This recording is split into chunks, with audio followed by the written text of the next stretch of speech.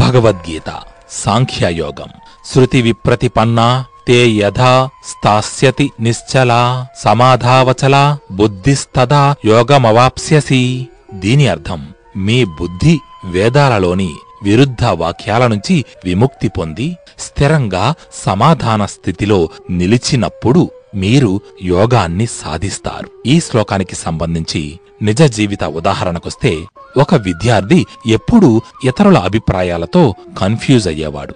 ఒకరు ఇలా చేయండి అంటే మరొకరు అలా కాదు అనేవారు. ఒకరోజు అతను ఒక గురువు సలహా పట్టాడు.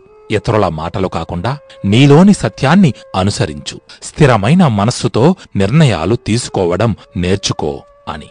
గురువు చెప్పిన ఈ సలహా ప్రకారం అతను తన లక్ష్యాలపై దృష్టి పెట్టాడు. ఇప్పుడు ఆ విద్యార్థి ఇతరుల అభిప్రాయాలతో కలవరపడడం లేదు.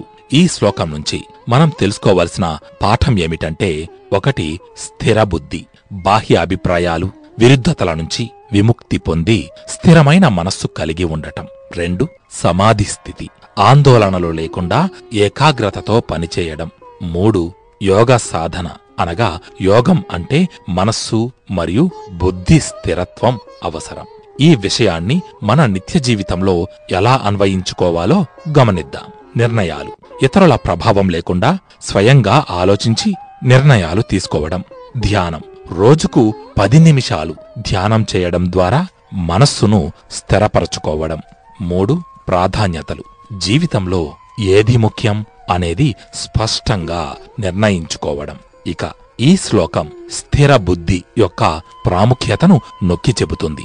జీవితంలోని గందరగోళాన్ని దాటడానికి మనస్సును శాంతమైన సరస్సులా ఉంచుకోవాలి.